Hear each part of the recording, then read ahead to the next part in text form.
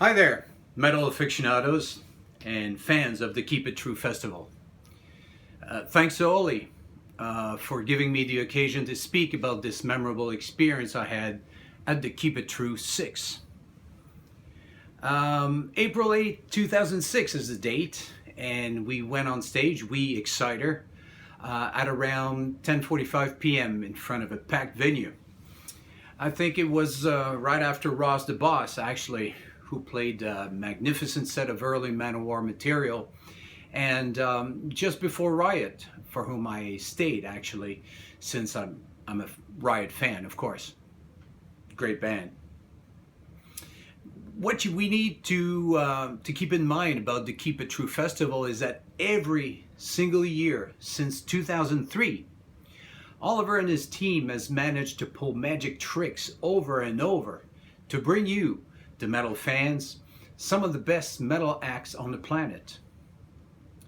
Every year, metal bands, many metal bands from all over the world converge towards this international event that is high profile, but yet keeps adopting a human scale format. And in my opinion, this is an obvious advantage that the Keep It True Festival has over the large scale metal fests. All that being said, to me, the Keep It True is very special for many reasons. And I would separate those reasons in three categories, if you will. Objective reasons that describe, what the actual festival is. Band or excited related reason, of course, that have to do with Exciter and everything that surrounds the band. And of course, for personal reasons. Let's begin with the objective reasons. First of all, I would say that I would identify three main objective reasons for which the Keep It True Festival is unique and important. First of all, it features countless national acts, and there are too many to name them, but I mean, like, you can just think of, off the top of my head, Manila Road, Cloven Hoof, Omen, Riot, Hellstar, Raven, Anvil, Cage, Jag Panzer, Aska, you name it. There were so many fantastic national acts coming from all over the world that, you can't help it. Keep It True is a festival that features top-notch metal acts. But at the same time, Keep It True, and I guess that Oliver probably and his team have a knack for discovering new talent. They also seem to want to feature up-and-coming bands that are fantastic, maybe unsigned or signed or whatever, but that are so good, but yet deserve to be known probably a lot better. So Oliver and his team always seem to be making all those efforts to bring some top-notch new coming acts and basically give you a mix of established bands and upcoming bands that deserve to be well known because they are so good.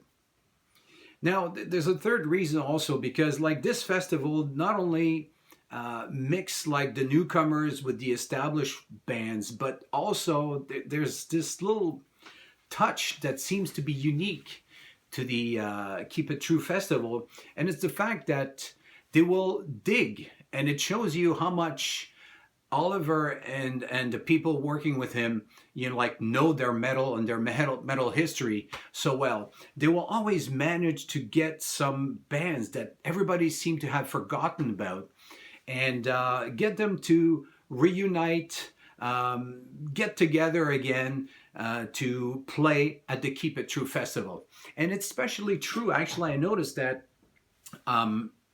with some of the Canadian bands, and even more especially bands coming from the French-speaking province of Quebec, which is a French-speaking province in Canada. That's where I come from. Oui, je parle français, en effet. And just to name a few, I remember that Hanker actually played at the Keep It True a few years ago. Hanker is a very good band from Quebec City, which is my hometown, and these guys, like, deserve to have a career and stuff, but for whatever reason, they didn't get to have like the recognition they should have gotten. But yet, Oliver managed to locate them and invite them to the Keep It True and give them a chance to play and just, give those true metal connoisseurs actually the occasion to see those guys on stage at the other end of the planet. Which other bands? Oh, yeah, of course. Like, there was Sword from Montreal. Sword, I'm a big fan of Swords. I've listened to those two albums they released back in the 80s. You know, the very first one, which is seems to be like, I bought the tape and whatever, and of course, like, it played so many times that eventually I ruined the damn tape. But anyway, so yes, Sword managed to play, Reform managed to play, and then now, like, they're working on some brand new material, if I'm not mistaken. So this is great news. And there's also like this other band from Jonquière, which is like the hometown to Voivod, actually. And this other band, those people that I know from the 80s, actually, called Deaf Dealer. Deaf Dealer, played the Keep It True Festival a few years ago. And it was like, wow, when I got to know that they were there, like, I just went, this is so fantastic. How can this guy from Germany know about these guys from Jonquière, Quebec, Canada, and then still know his stuff, get organized, invite them, convince them to get together, rehearse, play the gig? That is mind-boggling, and you don't see that anywhere else. So basically, this festival, the Keep It True Festival, is very special because it's human scale, but yet it is out of this world when it comes to the variety of bands from the past, from the present, and God knows some of the bands that some people might have never known, but probably got to discover at this festival. Now, of course, besides the objective reasons, which are quite obvious for most people who know the Keep It True Festival, there are band reasons, of course, stuff related to Exciter. Back in 2006, I was traveling quite a lot for my job, actually, because God knows most metal musicians have to work what they call a real job, actually, to pay the bills and stuff. And the reason why we play metal is mainly not so much for money, for fame, but just because we love what we do. So back in the days, I was working as an implementation specialist and a trainer for a software that was being developed in Quebec, actually. And I was traveling quite a lot in Europe and North America. And also I started teaching translation in university because I'm a professional translator. And I was also publishing literary translations. I was getting pretty busy. So because of that, we Exciter, we're not rehearsing nearly as much as we used to before that. Now in 2006, we have to keep in mind that most of the new album that we were going to record, which ended up being entitled Thrash Speed Burn, was already pretty much written, and we were already sort of polishing up some of those songs and practicing them, introducing them basically in our live acts. So out of the 12 songs that we played at the Keep It True in 2006, 3 actually were from this new Thrash Speed Burn album, namely Massacre Mountain, Immortal Fear, that you can probably see on YouTube from the previous year, 2005, when we played the Keep It True Festival, and Evil Omen, actually, which was like our last song that we played, which is also featured on the DVD, actually, that was released for the Keep It True 2006, or the Keep It True 6. So those songs, of course, got recorded after I left. Because yes, one of the reasons why, to keep it true is a landmark for me and for Exciter, I guess. It's because Keep It True 6 was the very last gig that I ever played in Europe and that I ever played with Exciter. Not that it wasn't a plan, of course, because little did we know that I was going to quit, only a month after we played to Keep It True. Um, Everything seemed to be going fairly well at that point. But when we came back after the Keep It True, we started rehearsing again. And we needed to prepare for the recording of this Thrash Speed Burn album. And I was getting a little antsy because we were not practicing a whole lot. And every time we were getting together, I don't know, for some reasons, I'm going to spare you the details, but it just looks to me like, the guys, the rest of the band didn't seem to be much into working hard to make sure that this album would be happening, because we had a killer set, those songs were really good and stuff. I was all gung-ho to record the vocals for that. It would have sounded fantastic. And then, I got pissed off at one of the rehearsals. And basically, the guys told me, yeah, come on, you're full of shit. You shouldn't worry too much about this. We're here to have fun and this and that. And then one thing led to another. I just got fed up and I just went, no, Exciter has too much value to me and too much potential to just be a bona fide garage band. So basically, I decided to leave. And I said, well, if I'm so full of shit, then find someone who's going to be suitable.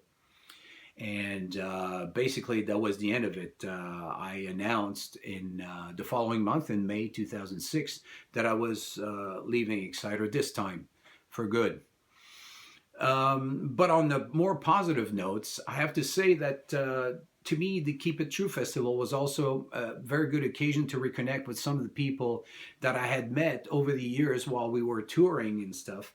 And that happened to be there. First of all, there was this German bass player, Andy Ziegel, who had been opening for us on the previous tour in 2004 while he was playing with his band Black Abyss, a very good German band. And this year he was playing with another very good German band called Paradox. So basically, salutation to Charlie Steinhauer, who is the founding member of Paradox and who has released many very good albums with this band. And so Andy Ziegel, who was playing bass with Paradox, called me shortly before we played the gig, and he said, would you like to play one song with us at the Keep It True? And then I said, yeah, of course, with you, anytime. Andy is a great guy. I love him to death. He's a perfect gentleman, great musician, great guy. So basically I said, yeah, sure. So we played together Hellbent for Leather, actually, a Judas Priest song, as the last last song during the Paradox set. And actually, for anyone who wants to see that song, it's somewhere on YouTube as well. If you enter the right keywords, you'll be able to find that performance, actually, which is pretty cool indeed. Also, I would like to say that there are two other people that I met, who have been, one have been an Exciter fan, a perfect gentleman, an American guy who just had a career like an international company on the European side. Mark Cox, actually, is a fantastic guy, and I love him to death. And he's been following Exciter, but many other bands. He's a true connoisseur as well, a smart guy. And I got to see him actually once again at the Keep It True. And there was also this lady that everyone knows, like in the metal world, Jovita Kaminska, who happens to be like a beautiful lady, smart, talented. She's a painter, graphic artist. She's a photographer, and she's also the founder of Metal on Metal Records. So totally committed, total metal fan, total metal ladies, but she's a class act. she's the best, basically. So I got to see her there as well. So on the personal basis, basically, sort of band related, personal basis, keep it true that year was a very good experience to me because I got to see those people whom I truly appreciate and like. But there's also like more on the personal side. The Keep It True Festival in 2006 was quite special because I was dating this lady who was coming from France, but whom I met in Switzerland, and she was a translator at the Parliament in Bern, actually, the Swiss capital city. And she's not a metal fan at all, and she had never been to a metal festival ever in her life. And at the same time, she had never seen me play live with Exciter. So she just went to Lauda-Königshofen and to see me. And so we got together and stuff. And the funny thing is, this is where I proposed, actually, but I proposed without her knowing, and the public was totally lost, I guess. But the funny thing is, it happened this way. Her and I were really big fans of this French cartoon called Astérix. And Astérix, like those adventure, happens in France, but during the Roman Empire, so in this country or this region called Gaul. And I'll spell you the details because, like, it would be a long story. But in one of the adventures, Asterix ends up like in one of those cities, probably in Paris, what we call Paris now. And he saw a whole bunch of actors on a stage, actually, preparing a show. And then he went to see the show during the evening. And those actors were actually improvising. So they just got on stage, said whatever came to mind, and that was about it. Like that was supposed to be the show. And at one point, one of the actors, out of the blue, says in French, but like in English it means, "Orgies, orgies, we want orgies." And of course, it doesn't make any sense, but that's what he said. And Sophie and I were joking about that and stuff. And at one point she says, "I dare you to find a way," because what we need to know is that when she came to see me in Canada for the first time, she was fascinated actually by the Aboriginal people that we had in Canada. And at one point she says, "I dare you to go up on stage and say, 'Orgies, orgies, we want orgies,' but in Aboriginal language, and in front of a whole bunch of metal fans." And I'm the kind of guy who likes a challenge, so I didn't say anything. I told her, "Yeah, you're full of it, and like this is not going to happen, of course." But in the background, I sort of managed to find someone who spoke the language, wrote to me, "Orgies, orgies, we want orgies," and I had to explain because otherwise I would have passed for some stupid perverts. But anyway, and I got that person to tell me like how to pronounce it and stuff. So I wrote, like in the original alphabet, in a card, and that card was going to be my proposal card to Sophie, my soon-to-be wife. So basically, I got on stage, and right before, I think it was, it was Pounding Metal. And at the beginning of Pounding Metal, there's this drum beat that goes like,